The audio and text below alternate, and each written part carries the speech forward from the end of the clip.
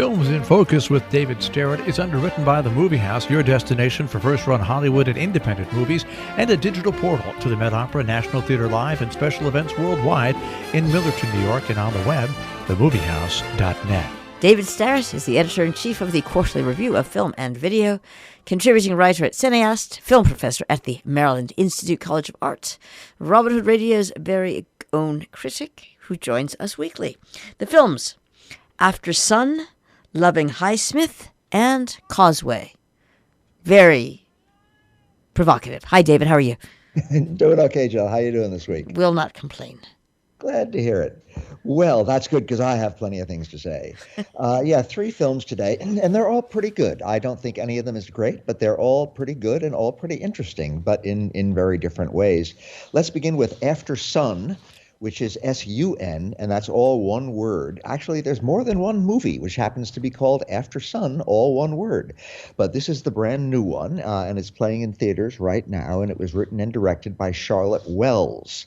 And it is such an interesting film in certain respects. It's so unconventional, and not unconventional in an aggressive or a challenging way, and just in a very sort of a dreamy, floating way, that it's almost an experimental film in its own sort of way. It definitely tells a story, but it does so in ways that are just not the usual way of today's movies, especially. It's an unusual movie, actually, by pretty much any measure, but definitely by the standards of today with all the big comic book movies and action-packed movies and things like that. This is the total opposite of that. So this is actually a movie which is more than anything else, it is all about memory. It is about well, at the very, very beginning, we hear a little girl asking her father if he can remember what things were like when he was 11 years old. And that sort of is setting the stage for the whole movie, which is we're not going to look at, because it is very much the memories of a grown woman looking back at a particular moment when she was about 11 years old, when she went on a vacation with her father. And every once in a while, we have some little snippets of her present life as an adult. But mainly we are seeing her memories of this vacation she took with her father when she was 11 years old. And this is not a big melodramatic film. This is not a movie where people have enormous conflicts or scandals or things like that. We gradually learn the basics, that this little girl, whose name is Sophie, went on a vacation. Her parents are divorced, and she lives with her mother, but now she's gone on a vacation with her father, and her father and her mother seem to get along just fine. He asks about the mother and tells her to, when they part at the end of the film, says, give her my love and all of that. They seem to get along fine. Again, this is not a movie which falls with the normal patterns of scandal and melodrama. But now Sophie is off on this vacation with her father, whose name is Callum, and they have gone to a resort in Turkey. It's not a very fancy resort, but it's just fine with Sophie, and it appears to be fine with Callum too. They have a very nice time there. And she makes some friends with some other kids who are there, hangs out with them a bit, and spends a lot of time with her father, and he treats her very nicely. And every once in a while, there's some little wrinkle that comes up. But mainly, they get along, and they have this little vacation, and all of this is depicted in the movie with this sort of, to use a word I used earlier, this sort of floating camera. There's not steady shots of things. The camera is always moving and going in and out, sometimes blurring out of focus. The frames are composed in very unusual ways, which is constantly sort of underscoring the fact that this is a movie which is all about memory. And memories, of course, are never really, or let's say rarely, really all that clear or defined or definite. And that is the way this movie is shot. The visuals of it are never particularly clear or defined or definite. We can pretty much always see what's going on. But again, we have that constant sort of dreamlike sensation.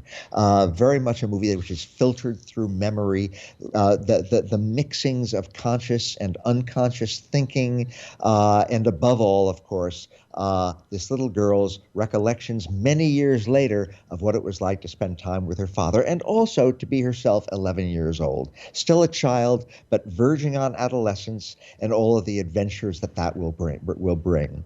So it's a very, very strange movie in some ways. It's gotten very, very glowing reviews. For me, it doesn't quite work. I think it's a wonderful experiment, and I totally salute Charlotte Wells for making a movie which is this unconventional, and above all, which is this restrained and muted and sort of dignified in the way that it goes about things. And I just think it's a wonderful achievement on those levels, even if it doesn't 1,000% work. It's just, I just think that movies have just got to take more chances. And this is a movie which takes an enormous number of artistic chances and psychological chances and movie stand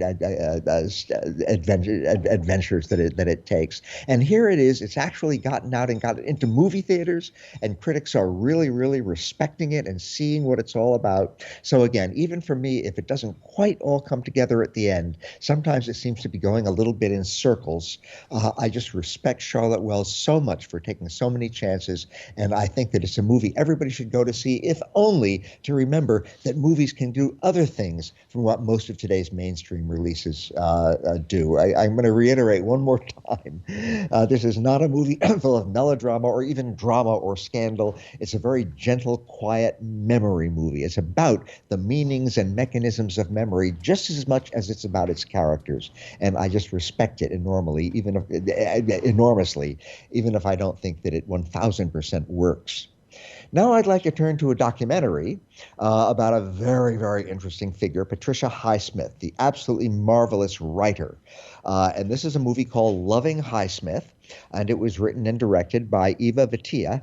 And it is very much a movie about Patricia Highsmith, the writer. And it has a particular slant, which the title, Loving Highsmith, sort of suggests. Although the movie is about Highsmith as a writer, it is also very much about her as a person. And perhaps most of all, it's about her as a lesbian.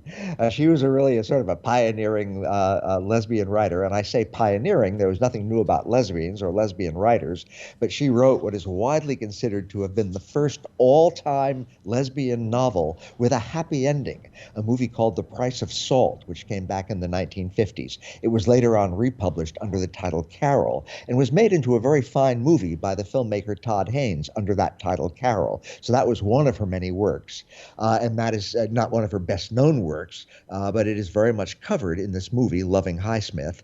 Also, she wrote a series of novels about a character named Tom Ripley, most famously, I suppose, the very first in that series, and then called The Talent of Mr. Ripley, and then several others, all about this guy named Ripley, who is a cheat and a fraud and a totally winning, lovable character who we're with all the day, even when he does pretty horrifying things. I also have to mention that she wrote the wonderful novel Strangers on a Train, which was made into a fabulous Alfred Hitchcock movie back in the early 1950s. So again, most of her writing was not specifically about her lesbian identity, although that first novel, Carol, originally published as The Price of Salt, which is, again, the first lesbian novel with a happy ending. That is very much a lesbian novel, and the movie very much gets into that. So again, this documentary, Loving Highsmith, it interviews people who knew her, it interviews people who knew her intimately, and they remember her as a very well-rounded character. She was incredibly talented. She wrote some wonderful novels and a whole lot of wonderful stories. By total coincidence, I've lately been reading some of Patricia Highsmith's stories, and they are so timely today. They deal with themes that are just so much in the atmosphere today that we're still thinking about so much. Political themes, sociological themes, cultural themes, even though these stories were written a long time ago. So she was a very, very savvy writer in so many ways. And again, her novels deal with wonderful and very suspenseful things as well. Another great novelist, Graham Greene, once called her the poet of apprehension. And that's a very good sobriquet for her, because that's exactly what she was. She dealt so often with anxiety and fear and worry in her novels, much more than kind of violence and that sort of thing. Even though she wrote a lot of thrillers and mystery stories, she was much more about dread and worry and fear than she was about outright expressions of violence or that kind of thing. Anyway, Loving Highsmith is a very conventional movie as a documentary. I think much more conventional as a movie than a lot of Highsmith's writing was as writing. But it tells the story of her, again, with this very strong emphasis on her lesbian identity and on the necessity of being in the closet, and yet the great daring that she had to not be so much in the closet as so many gay people had to be way back in the middle of the 20th century and thereafter, up until very recently. In fact, her first novel, not her first novel, but that famous lesbian novel, Carol, she published it anonymously. She did not put her name on it because that just would have ended her career and maybe would have ended her freedom. It would have been so daring, but she was daring enough to write it and daring enough to publish it, and then went on from there to write and publish a whole lot more novels and an enormous number of stories, and she was absolutely wonderful. So Loving Highsmith, it's certainly not a great movie as a movie, but it's got a fascinating subject matter, and anybody interested in the history of homosexuality in the 20th century should absolutely see this movie, because it gets into that aspect of Highsmith's personality, and the way that you had to just sneak around just to get your basic needs fulfilled is it gives a good vivid picture of that. So again, not a great movie, but it's about a great writer, and I totally recommend it. Loving Highsmith. Anybody interested in American writing or American gay history of the 20th century should not miss Loving Highsmith. And our final movie for today is a movie called Causeway. And this is a film which is directed by Lila Neugebauer, although it was written by 3 other people. And it stars Jennifer Lawrence, who, fascinatingly enough, she's certainly best known to me for those Hunger Games movies, but she interestingly is said to be the highest paid actress in the world as of a few years ago. She may not be anymore, but oh my gosh, she's been in a whole lot of astoundingly popular and successful movies. And she won an Oscar for The Silver Linings Playbook. She was the first person born in the 1990s to win an Oscar for acting. So she's a talented person and kind of a path-breaking person. And this new movie, Causeway, is the kind of movie that you really hope big movie stars, especially ones who are known largely for big action movies like the Hunger Games films, it's the kind of movie that you hope those movie stars will make, because it is, again, a quiet and restrained and thoughtful movie that really gets into psychology and intimate personal relationships without any sensationalism at all. And in all of those ways, it's a wonderful movie. The title is a little hard to parse, Causeway. Not 100% clear why it's called that, but it's a very, very fine movie. And I want to mention that it takes place in New Orleans, where it was filmed, which is a place where I've spent a lot of time. And it gives not a vivid picture of New Orleans, but it has some nice, solid New Orleans atmosphere in it, too. So what is the movie about? Patricia Lawrence plays a woman named Lindsay, who has been a soldier in Afghanistan. And she has recently come back from fighting in Afghanistan, where she suffered a traumatic brain injury, and she is undergoing treatment for that. And at the very, very beginning of the movie, she's still in pretty bad shape, but pretty soon we jump ahead in time to where she's getting better. Things are improving, and she wants to get back into service. She wants to get back into active duty in the military, and there are a few scenes where she's dealing with a physician who's treating her, who is very reluctant to sign the papers to let her go back into the military. He's convinced she's really not ready yet, but she's convinced she is ready yet, and that's one of the little subplots of the movie. But the main plot of the movie has to do with her personal relationships. One is with her mother. She has no place else to go, so she moves back with her mother in New Orleans, and they have a kind of slightly edgy relationship. They get along okay, but it's clearly not a warm mother-daughter relationship. And then more importantly, she gets to know a guy who fixes her truck. She's driving her mother's truck around, pickup truck, and it breaks down, and she takes it to a shop to get fixed, and there she meets a guy named James, played by Brian Tyree Henry. A wonderful, wonderful performance. Both Jennifer Lawrence and Brian Tyree Henry are just terrific in this movie. And he is an older black man, and she is a younger white woman, but they somehow become friends. They just get to talking together and then to hanging out, and they get along really well. He turns out to have some tragedy in his past. He has, for one thing, a missing leg, which was caused by a car accident, not by military service. And then eventually actually. It looks for a little tiny while like romance might blossom between these two, but then it turns out that the Jennifer Lawrence character is a lesbian, so she's not interested in that.